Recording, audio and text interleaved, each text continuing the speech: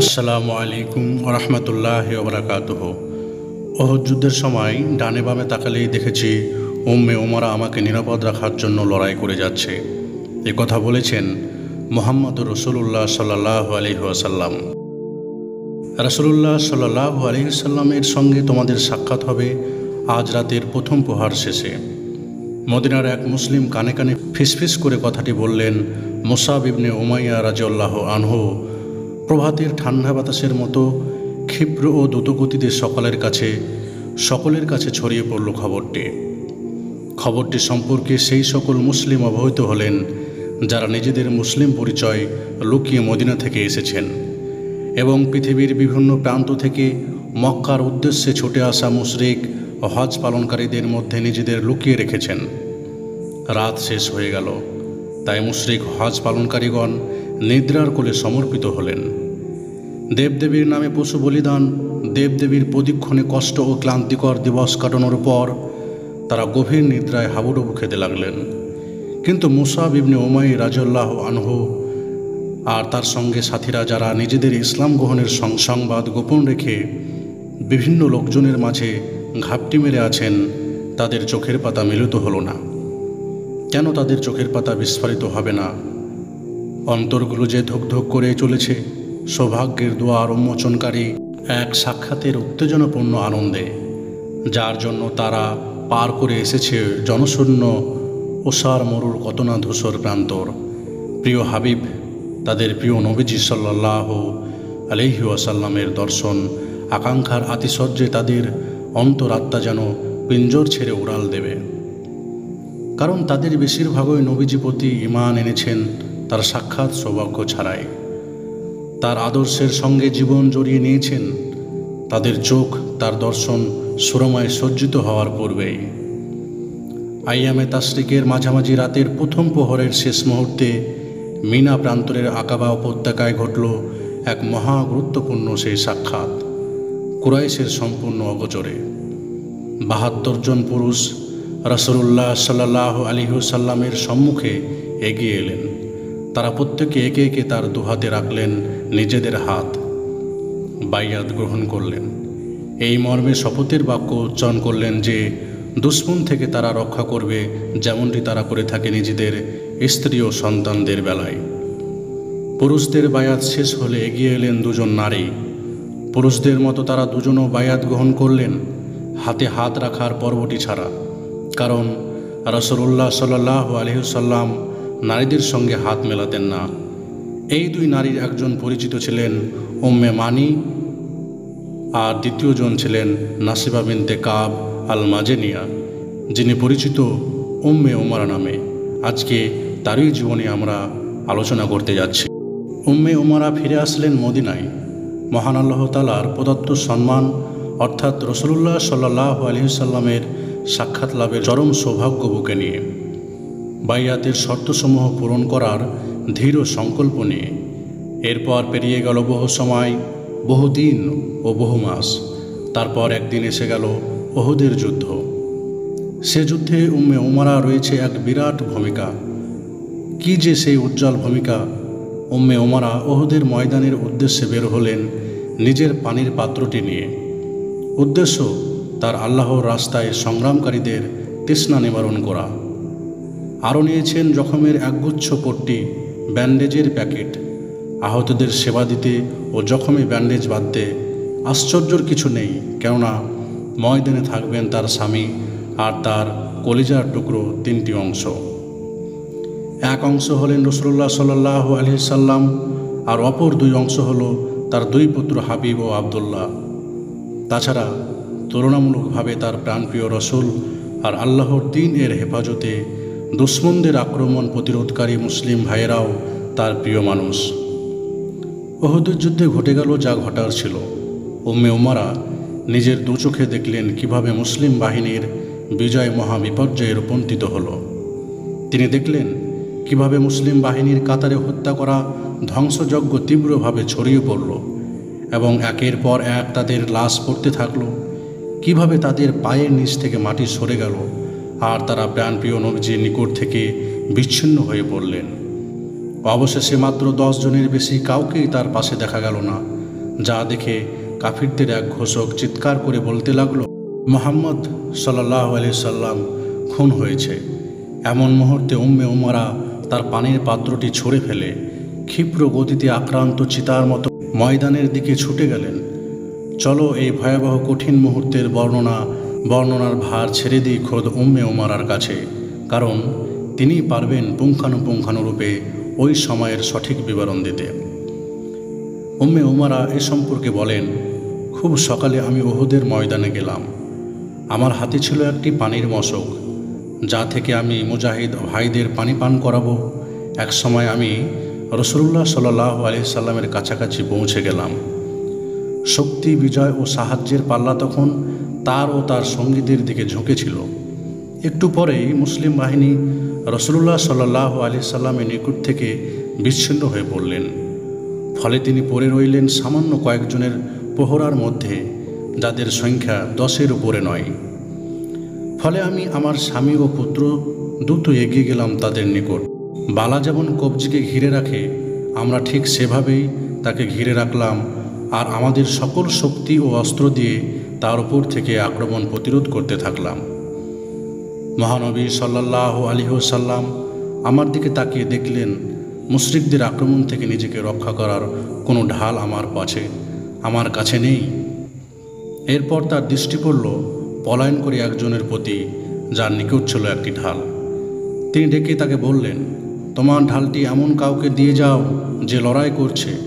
লোকটি নিজের ঢাল ফেলে দিয়ে চলে গেল।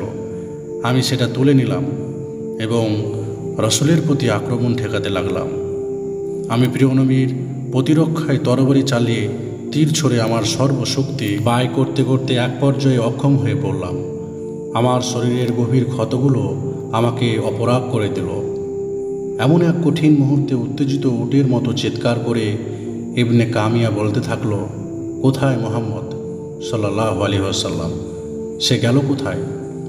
আমি আর মুসআব ইবনে উমাইর আগলে দাঁড়ালাম তার পথ। তখন সে তরবারির আঘাতে মুসআবকে ভূপাতিত করল, আরেক আঘাতে তাকে হত্যা করেই ফেলল। এরপর ভয়াবহ আঘাত করল আমার কাঁধে, যাতে সৃষ্টি হলো গভীর ক্ষত। তারপরও আমি তার উপর করে আঘাত করলাম, কিন্তু আল্লাহর দুশমনের গলায় ছিল 2টি বর্ম। নাসিবা আল মাজেনিয়া, যিনি উম্মে উমারা, এ সম্পর্কে আরও বলেন, যে মুহূর্তে আমার পুত্র রাসূলের উপর থেকে অবিরাম আক্রমণ প্রতিহত করে যাচ্ছিল, হঠাৎ তাকে ভীষণ আঘাত করে বসল এক মুশরিক, যাতে তার বাহু কেটে বিচ্ছিন্ন হবার উপক্রম হলো। ফিনকি দিয়ে রক্ত বের হতে থাকলো। আমি তার কাছে এগিয়ে গেলাম, সেখানে ব্যান্ডেজ বেঁধে দিলাম। কোমল সুরে তাকে বললাম, আমার বেটা, আল্লাহর জন্য উঠে পড়ো, আল্লাহর দুশমনের খতম করতে এগিয়ে যাও। উঠো বেটা, উঠো। আল্লাহ রাসূল সাল্লাল্লাহু আলাইহি ওয়াসাল্লাম আমার দিকে ফিরে তাকালেন আর বললেন, তুমি যা করতে পারলে, এমনটি আর কে পারবে হে উম্মে উমারা? এরপর সেখানে এগিয়ে আসতে লাগলো সেই লোকটি যে আমার পুত্রকে আঘাত করেছিল। তাকে দেখে রাসূল সাল্লাল্লাহু আলাইহি ওয়াসাল্লাম আমাকে ডেকে বললেন, উম্মে উমারা। দৌড়ে আমি এক লাফে তার সামনে গিয়ে দাঁড়ালাম। তরবারি দিয়ে সজোরে আঘাত করলাম তার পায়ের নলায়। ধপাস করে গেল সে মাটিতে। আমি তার কাছে এগিয়ে গেলাম, তরবারি ও বর্ষার উপর্যুপরি আঘাতে তাকে শেষ করে দিলাম। প্রিয় নবী সাল্লাল্লাহু আলাইহি ওয়াসাল্লাম আমার দিকে তাকিয়ে মুচকি হেসে বললেন, তুমি তো তার কেসাস নিয়ে ফেললে উম্মে উমারা। আল্লাহরই প্রশংসা করছি, যিনি তোমাকে কেসাস গ্রহণে সফল করলেন, তোমাকে নিজের চোখেই তার পতন দেখিয়ে দিলেন। উম্মে উমারার 2 পুত্রের বীরত্ব পিতামাতার চেয়ে কম ছিল না। তাদের ত্যাগ ও কোরবানিও পিতামাতার চেয়ে তুচ্ছ ছিল না, কারণ সন্তান তো পিতামাতার আদর্শেই পেয়ে থাকে। তারা হয় মা বাবারই বাস্তব দৃষ্টান্ত। তার পুত্র আব্দুল্লাহ বর্ণনা করেন, উহুদের যুদ্ধে আমি রাসূল সাল্লাল্লাহু আলাইহি ওয়াসাল্লামের সঙ্গে ময়দানে হাজির হয়েছিলাম। লোকেরা যখন তার নিকট থেকে দূরে সরে পড়ল, আমি আর আমার মা তার নিকটবর্তী হলাম, তার উপর থেকে আক্রমণ ঠেকাতে ঠেকাতে। নবীজি জিজ্ঞাসা করলেন, তুমি কি উম্মে উমারার পুত্র? তিনি বললেন, হ্যাঁ। তাহলে মারো, আঘাত করো। তার সামনে এক মুশরিক লক্ষ্য করে প্রচণ্ড শক্তিতে একটি পাথর নিক্ষেপ করলাম। সাথে সাথে লোকটি মাটিতে পড়ে গেল। আমি পাথর ছুটতে ছুটতে তার উপর পাথরের স্তূপ বানিয়ে ফেললাম। নবীজি সাল্লাল্লাহু আলাইহি ওয়াসাল্লাম আমার দিকে তাকিয়ে মিষ্টি হাসি দিলেন। দৃষ্টি একটু সরাতেই তার চোখে পড়ল আমার মায়ের কাঁধের জখম। সেখান থেকে ফোটে ফোটে রক্ত ঝরছিল। তিনি সচকিত হয়ে বললেন, তোমার মাকে দেখো, তোমার মা ক্ষতস্থানে ব্যান্ডেজ বেঁধে দাও। আল্লাহ তোমার পরিবারের মধ্যে বরকত দান করুন, আমিন। তোমার মায়ের মর্যাদা অমুক অমুকের চেয়ে ঊর্ধ্বে। আল্লাহ রহম করুন তোমাদের সকলের ওপর। আমার মা তার দিকে তাকিয়ে বললেন, ইয়া রাসূলুল্লাহ, আপনি এই দোয়া করুন আমরা যেন জান্নাতে আপনার সঙ্গে থাকতে পারি। রাসূলুল্লাহ সাল্লাল্লাহু আলাইহি ওয়াসাল্লাম দোয়া করলেন, ইয়া আল্লাহ, জান্নাতে ওদেরকে আমার সঙ্গে বানিয়ে দাও। এই দোয়া শুনে আমার মা বললেন, এরপরে আমি আর কোনো কিছুরই পরোয়া করি না। দুনিয়াতে আমার যাই হোক, আমার কিছু আসে যায় না। উম্মে উমারা রাদিয়াল্লাহু আনহা উহুদের ময়দান থেকে গভীর ক্ষত নিয়ে আর তার জন্য রসুলের বিশেষ সেই দোয়া নিয়ে ফিরে আসলেন। আর প্রিয় নবী সাল্লাল্লাহু আলাইহি ওয়াসাল্লাম উহুদের ময়দান থেকে ফিরলেন এই কথা বলে, আমি যখনই ডানে বামে তাকিয়েছি দেখেছি উম্মে উমারা আমার প্রতিরক্ষায় লড়াই করছে। উম্মে উমারা উহুদের প্রান্তরে লড়াইয়ের প্রথম প্রশিক্ষণ নিলেন, যুদ্ধের ব্যাপারে দক্ষতা লাভ করলেন। সাদ উপভোগ করলেন জিহাদ ফি সাবিলিল্লাহর। ফলে জিহাদ থেকে দূরে সরে থাকা তার পক্ষে আর সম্ভব হয়নি। তার নামে লিপিবদ্ধ রয়েছে রাসূলুল্লাহ সাল্লাল্লাহু আলাইহি ওয়াসাল্লামের সঙ্গে অধিকাংশ যুদ্ধে সামিল থাকার বিরল গৌরব গাথা। তিনি হাজির ছিলেন হুদায়বিয়াতে, খাইবারে, উমরাতুল কাজাতে, হুনাইনে, বায়াতে রিজওয়ানে। কিন্তু ওই সব কিছুকে সামান্য মনে হয় যখন আবু বকর সিদ্দিক রাদিয়াল্লাহু আনহুর শাসনামলে সংগঠিত ইয়ামামার যুদ্ধে তার ভূমিকার সাথে তুলনা করা হয়। ইয়ামামার যুদ্ধে উম্মে উমারার কাহিনীর সূচনা হয় রাসূলুল্লাহ সাল্লাল্লাহু আলাইহি ওয়াসাল্লামের সময়কাল থেকে। তার পুত্র হাবিব ইবনে জায়েদকে দূত হিসাবে ভণ্ড নবী মুসাইলামাতুল কাযআব এর নিকট পাঠিয়েছিলেন রাসূলুল্লাহ সাল্লাল্লাহু আলাইহি ওয়াসাল্লাম। মুসাইলামা বিশ্বাসঘাতকতা করে হাবিবকে এমন নিষ্ঠুর নির্দয়ভাবে হত্যা করে যা শুনলে লোম শিউরে ওঠে। বিষয়টি ছিল এমন, মুসাইলামা প্রথমে হাবিবকে বন্দি করে জিজ্ঞাসা করে, তুমি কি সাক্ষ্য দাও যে মুহাম্মদ আল্লাহর রসুল? সে বলেছিল, হ্যাঁ। তুমি কি সাক্ষ্য দাও যে আমি আল্লাহর রসুল? আমি শুনতে পাচ্ছি না, একথা সে বলেছিল। মুসাইলামা তার ডান হাত কেটে দিল। এইভাবে সে বারবার একই প্রশ্ন করতে থাকলো আর হাবিব একই উত্তর দিতে থাকলেন। প্রত্যেকবার উত্তরে পর পাষণ্ড তার এক একটি অঙ্গ কেটে ফেলছিল। 2 হাত 2 পা কেটে ফেলার পরও তার অবিচলতা দেখে মিথ্যক মুসাইলামা তার জিহ্বা কেটে আবার জিজ্ঞাসা করল, তুমি কি আমাকে রসুল বলে বিশ্বাস করো? হাবিব ইবনে জায়েদ ধীরতার সাথে মাথা নেড়ে অস্বীকার করলেন তার নবুয়াতকে। পাষাণ গলে যাবে এমন কঠিন যন্ত্রণা সহ্য করেও অটল অনর ঈমান নিয়ে অবশেষে তিনি প্রাণ ত্যাগ করলেন। ইন্না লিল্লাহি ওয়া ইন্না ইলাইহি রাজিউন।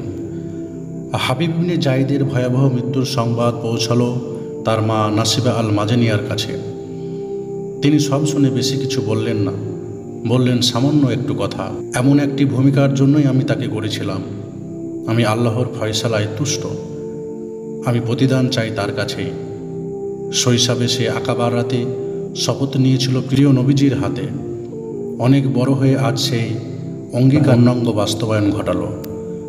তবে আল্লাহ তাআলা যদি মুসাইলামার উপর আমাকে ক্ষমতা দেন, তাহলে আমি তার মেয়েদের দিয়ে তার গালে চপটে আঘাত করব।